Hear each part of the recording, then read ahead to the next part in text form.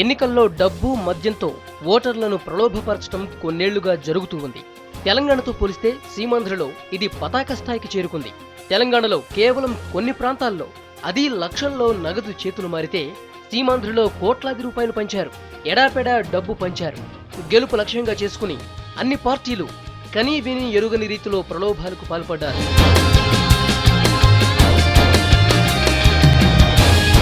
ఓటర్లను ప్రలోభపరచడానికి ఉద్దేశించిన నగదు దేశవ్యాప్తంగా 283 కోట్లు పట్టుబడగా కేవలం ఆంధ్రప్రదేశ్లోనే 131 కోట్లు పట్టుబడింది. దొరికిన అమౌంటే 131 కోట్లు ఉన్నదంటే ఇక పోలీసులు అధికారుల కన్నుగప్పి ఎన్ని కోట్లు వెదజల్లారో అర్థం చేసుకోవచ్చు. దేశవ్యాప్తంగా పట్టుబడిన సొమ్ములో ఆంధ్రప్రదేశే మొదటి స్థానంలో ఉందట. సీమాంధ్రలో ఓటుకు 500 రూపాయల నుంచి 2000 రూపాయల వరకు అభ్యర్థులు ఇచ్చినట్లు ఆరోపణలు ఉన్నాయి. ఇదంతా సాదాసీదా నియోజకవర్గాల్లో పరిస్థితి.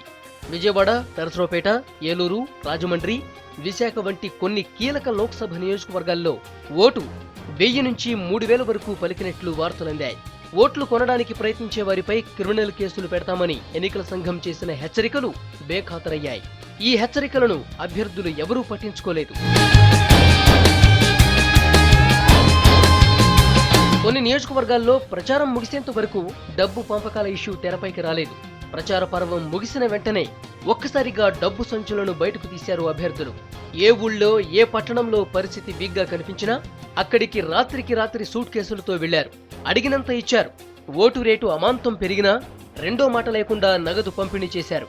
నువ్వా నేనా అనే సీను ఉన్న అన్ని నియోజకవర్గాల్లో ఇదే తంతు కొనసాగింది. అన్ని పార్టీలు ఈ ధన ప్రవాహానికి ఉడిగట్టాయి. ఓటర్లను కొనేశాయి.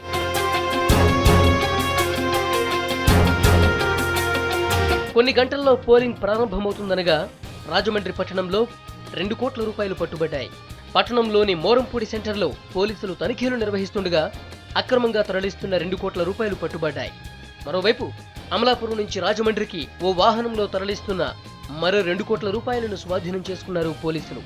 ఓటర్లకు పంచడానికి పెద్ద మొత్తంలో నగదు తీసుకెళ్తున్నట్లు పోలీసులకు పక్కా సమాచారం అందటంతో వలపన్ని పట్టుకున్నారు. పశ్చిమ గోదావరి జిల్లాలో కూడా పెద్ద మొత్తంలో నగదు పట్టుబడింది. ఓ కార్ల షోరూం గోడౌన్లో రహస్యంగా దాచి ఉంచిన కోట్ల రూపాయలను స్వాధీనం చేసుకున్నారు పోలీసులు. మద్యమైతే ఇక ఏరులై పారింది. తాగినోడికి తాగినంత పోశారు.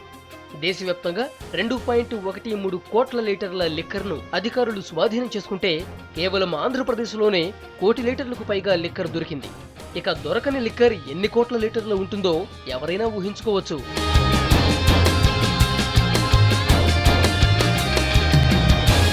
పోలీసుల తనిఖీల్లో గుట్టలు గుట్టలుగా లిక్కర్ బాటిల్స్ బయటపడ్డాయి.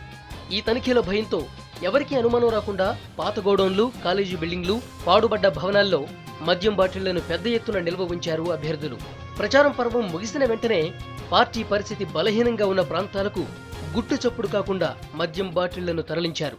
ఆటోల్లో కూరగాయలు తీసుకెళ్తున్నట్లు బిల్డప్ ఇచ్చి లోపల లిక్కర్ బాటిళ్లను సరఫరా చేశారు. కడప జిల్లా రాయచోటి మండలంలో ఓ పార్టీకి చెందిన సామాన్య కార్యకర్త ఇంట్లో 574 మద్యం సీసాలను స్వాధీనం చేసుకున్నారు పోలీసులు. అలాగే నెల్లూరు జిల్లాలోని ఓ గ్రామంలో తనిఖీలు నిర్వహించగా 73 కేసుల మద్యం దొరికింది. గుంటూరు జిల్లా పొన్నూరు దగ్గర ఉన్న తుంగభద్ర డ్రైన్లో వందలాది లిక్కర్ బాటిళ్లు దొరికాయి. అలాగే పొన్నూరులోని ఓ పాత రైస్ మిల్లులో తనిఖీలు చేపట్టగా పెద్ద ఎత్తున మద్యం సీసాలు లభ్యమయ్యాయి.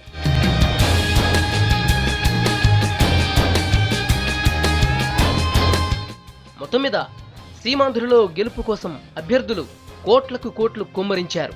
మద్యాన్ని పంచారు.